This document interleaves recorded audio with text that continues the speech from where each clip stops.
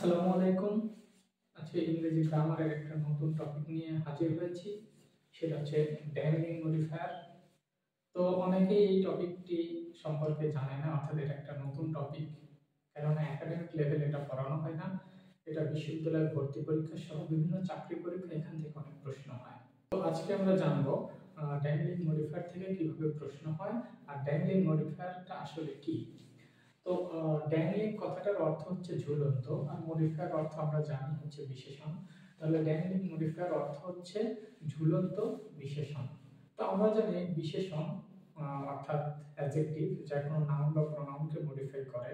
তো ইংরেজি গ্রামারে যদি কখনো কোনো মডিফায়ার কোনো নির্দিষ্ট নাউন বা প্রোনাউনকে মডিফাই না করে অনির্দিষ্ট কোনো নাউন বা প্রোনাউনকে মডিফাই করে, তাহলে কিন্তু তখন হয়ে যায় সেটা ড্যাংলিং মডিফায়ার। অর্থাৎ ড্যাংলিং মডিফায়ারটা হচ্ছে একটা ভুল মডিফায়ার। অর্থাৎ ইংরেজি গ্রামারে যে কমন মিস্টেক আছে তার মধ্যে পড়ে হচ্ছে ড্যাংলিং মডিফায়ার।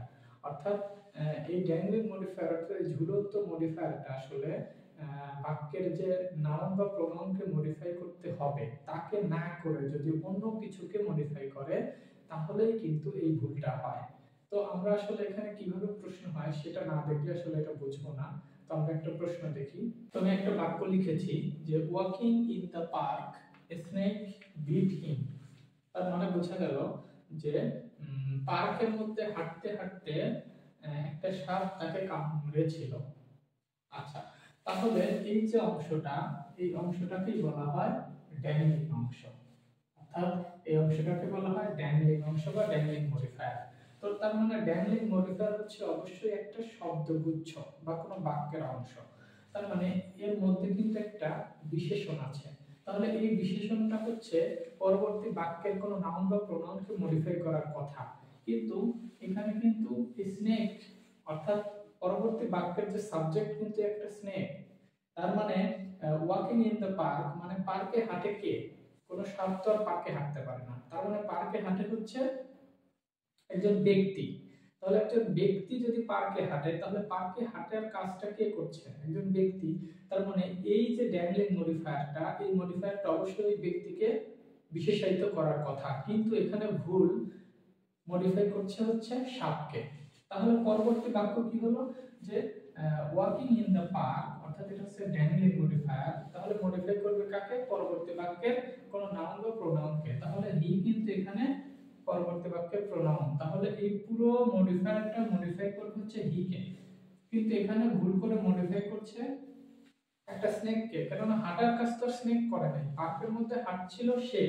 তাহলে তাকে একটা সাপ কামড়ায় বা তাকে দ্বারা কামড়ানো হয়, একটা সাপ দ্বারা তাকে কামড়ানো হয়। অর্থাৎ হি ওয়াজ বিটেন বাই এ স্নেক, অর্থাৎ একটা সাপ দ্বারা তাকে কামড়ানো হয়। তাহলে কিন্তু সাবজেক্ট হচ্ছে হি। তাহলে এই ড্যাংলিং যে ঝুলন্ত অংশটা, এই ঝুলন্ত অংশটা অর্থাৎ ড্যাংলিং মডিফায়ারটা মডিফাই করবে কাকে? কোনো নাউন বা প্রোনাউনকে। তাহলে যদি না করে, তাহলে যে আমরা বললাম যে ড্যাংলিং হচ্ছে মডিফায়ার হচ্ছে একটা ভুল, অর্থাৎ এটা কমন মিস্টেক ইংলিশে আসে। তার মানে এভাবেই আমাদের পরীক্ষায় আসবে। অর্থাৎ মোটা দাগে আমরা যেটা শিখলাম সেটা হচ্ছে ড্যাংলিং মডিফায়ারের মধ্যে কোনো সাবজেক্ট থাকবে না, তবে এখানে একটা সাবজেক্ট সম্পর্কে ধারণা দিবে, আর এটা অবশ্যই ওই সাবজেক্টকে মডিফাই করবে অর্থাৎ বিশেষায়িত করবে। তাহলে আমরা এখানে যে জানলাম যে এই যে মডিফায়ার, এটা অবশ্যই একটা শব্দগুচ্ছ, অর্থাৎ এটা মডিফায়ার একটা বিশেষণ। তাহলে বিশেষণের কাজ কোনো নাউন বা প্রোনাউনকে মডিফাই করবে, অর্থাৎ পরবর্তী বাক্যের যে সাবজেক্ট, সেই সাবজেক্ট সম্পর্কে একটা ধারণা কিন্তু এখানে থাকবে। এই ধারণার উপর ভিত্তি করে পরবর্তী বাক্যের সাবজেক্ট কি হবে তা নির্ধারণ করতে হবে। তো পরীক্ষায় আমাদের প্রশ্ন আসে চুজ দ্য কারেক্ট আনসার, অর্থাৎ এরকম ভুল এবং সঠিক মিশ্রিত চারটি বাক্য থাকবে, তার মধ্যে যেটা সঠিক সেটাকে আমাদের ভরাট করতে হবে। তাহলে আমরা দেখি যে বিশ্ববিদ্যালয় বা বিসিএস সহ বিভিন্ন জায়গায় কি প্রশ্ন আসছে, কিভাবে আসছে, তাহলে আমাদের বিষয়টা আরো ক্লিয়ার হবে। এই প্রশ্নটা ঢাকা বিশ্ববিদ্যালয়ের ভর্তি পরীক্ষায় আসছে। তো এখানে আমরা দেখলাম যে হিয়ারিং দ্য গুড নিউজ, অর্থাৎ সুসংবাদটি শুনে। এই সুসংবাদটি কে শুনেছে? অবশ্যই একটা মানুষ। তাহলে পরবর্তী যে বাক্যের সাবজেক্ট অবশ্যই কোনো নাউন বা প্রোনাউন হবে, অর্থাৎ এটা হচ্ছে ড্যাংলিং মডিফায়ার। তো ড্যাংলিং মডিফায়ার হচ্ছে একটা শব্দগুচ্ছ বা একটা বিশেষণ যেখানে একটা সাবজেক্ট সম্পর্কে ধারণা থাকবে। তার মানে এখানে বোঝাই যাচ্ছে হিয়ারিং দ্য নিউজ অবশ্যই একটা মানুষ এই খুশির সংবাদটি শুনেছে বা ভালো সংবাদটি শুনেছে। তাহলে এখানে চারটি অপশন ছিল, বাকি দুটি অপশন আমি লিখি নাই, দুটো অপশন লিখেছি যে hearing the news happiness was mine. তার মানে কি হ্যাপিনেস কি মডিফাই করছে এই বাক্য? তাহলে কি হ্যাপিনেস কি কোনো নাউন বা প্রোনাউন বা কোনো ব্যক্তি বস্তু হয়? তাহলে আমরা বুঝতেছি যে হিয়ারিং দ্য নিউজ এখানে অবশ্যই একটা ব্যক্তিকে বোঝাচ্ছে। যে আমরা আগেই বললাম যে এই ড্যাংলিং মডিফায়ারের মধ্যে কিন্তু একটা সাবজেক্ট থাকবে না, কিন্তু সাবজেক্ট সম্পর্কে একটা ধারণা থাকবে যেটা লুকানো থাকবে। এখানে খুঁজে বের করতে হবে যে পরবর্তী বাক্যের সাবজেক্ট কে হবে। তাহলে হিয়ারিং দ্য গুড নিউজ, সুসংবাদ তো অবশ্যই কোনো মানুষের মাধ্যমে শোনা হয়, এজন্য পরবর্তী সাবজেক্টটা কিন্তু কোনো মানুষ হবে। এইজন্য এই বাক্যটা কিন্তু সঠিক, অর্থাৎ পরবর্তী সাবজেক্টটা হচ্ছে আই, আর এখানে পরবর্তী সাবজেক্ট ছিল হ্যাপিনেস। অর্থাৎ হ্যাপিনেস কি কখনো সুসংবাদ শুনতে পারে? সুসংবাদ শুনে একজন মানুষ, তার মানে এই অংশে একটা মানুষ সম্পর্কে ধারণা দেয়া আছে যে সুসংবাদটি শুনেছিল। তাহলে এটাই হচ্ছে আমাদের সঠিক। এই প্রশ্নটা ঢাকা বিশ্ববিদ্যালয় ভর্তি পরীক্ষায় 2012-13 সেশনে আসছে।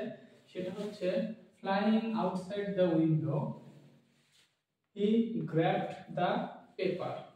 অর্থাৎ জানালার বাইরে কিছু কাগজ উড়ছিল, তখন সেই উড়ন্ত কাগজ হি গ্র্যাবড মানে সে ধরেছিল। তাহলে এই যে জানালার বাইরে উড়ছিল কি, তাহলে আমরা বললাম যে এখানে কিন্তু যে ড্যাংলিং মডিফায়ার যে অংশটা, এখানে একটা সাবজেক্ট সম্পর্কে ধারণা দেওয়া থাকবে। অর্থাৎ এটা হচ্ছে একটা বিশেষণ যা কোনো নাউন বা প্রোনাউনকে মডিফাই করবে, যা পরবর্তী বাক্যের সাবজেক্ট হবে। তাহলে ফ্লাইং আউটসাইড দ্য উইন্ডো মানে জানালার বাইরে উড়ছিল কি? কোনো মানুষ তো ওড়ে না, উড়ছিল কিন্তু কাগজ, পেপারস। তাহলে পরবর্তী বাক্যের সাবজেক্ট অবশ্যই পেপারস হবে। তাহলে ফ্লাইং আউটসাইড দ্য উইন্ডো মানে কি, যে জানালার বাইরে উড়ন্ত কি পেপারস গুলো ওয়্যার গ্রাবড বাই হিম, তার দ্বারা ধরা হয়েছিল। তাহলে বোঝা যাচ্ছে যে এই ড্যাংলিং মডিফায়ারটা অবশ্যই এই পেপারটাকে মডিফাই করবে। তাহলে আমরা কি আবারও বলি যে ড্যাংলিং মডিফায়ার হচ্ছে ঝুলন্ত বিশেষণ যা পরবর্তী বাক্যে কোনো নাউন বা প্রোনাউনকে মডিফাই করবে। এখন এই অংশে কোনো নাউন বা প্রোনাউন সম্পর্কে একটা ধারণা দেওয়া থাকবে, লুকানো থাকবে। অর্থাৎ এটার মানে না জানলে কিন্তু এই প্রশ্নের উত্তর করা যাবে না। অর্থাৎ এই ফ্রেজের মানে জানতে হবে, যে এখানে যে সাবজেক্ট সম্পর্কে ধারণা দিবে সেটা মানে না জানলে কিন্তু এটা পারা যাবে না। অর্থাৎ এখানে বোঝা যাচ্ছে যে জানালার বাইরে পেপারস গুলো উঠছিল, তার মানে পরবর্তী বাক্যের সাবজেক্ট অবশ্যই কোনো মানুষ হবে না, কোনো পেপারসই হবে। তার মানে এটা হচ্ছে আমাদের সঠিক উত্তর। তো এক কথায় যদি আমরা বলি যে ড্যাংলিং মডিফায়ার অর্থ হচ্ছে ঝুলন্ত বিশেষণ যা কোনো শব্দগুচ্ছ আকারে থাকবে। এখন ওই শব্দগুচ্ছ অর্থাৎ এটা তো বিশেষণ, পরবর্তী বাক্যের সাবজেক্ট অর্থাৎ নাউন বা প্রোনাউন যেই থাকুক তাকে মডিফাই করবে। তাহলে আমাদের এই ড্যাংলিং মডিফায়ার অংশ পড়ে বুঝতে হবে যে পরবর্তী বাক্যের সাবজেক্ট কে হবে, কোনো ব্যক্তি হবে না বস্তু হবে। এটা যদি আমরা বুঝতে পারি তাহলে কিন্তু প্রশ্নের উত্তর করতে পারবো। আর এখানে যে প্রশ্নটা হয় সেটা হচ্ছে চুজ দ্য কারেক্ট অ্যানসার, অর্থাৎ চারটি বাক্য দেয়া থাকবে এভাবে উল্টো পাল্টা করে। তো ওই চারটি বাক্যের মধ্যে যেটা সঠিক সেটা কিন্তু আমাদের খুঁজে বের করতে হবে। তো আজকের মতো এটুকুই। ধন্যবাদ সবাইকে। আসসালামু আলাইকুম।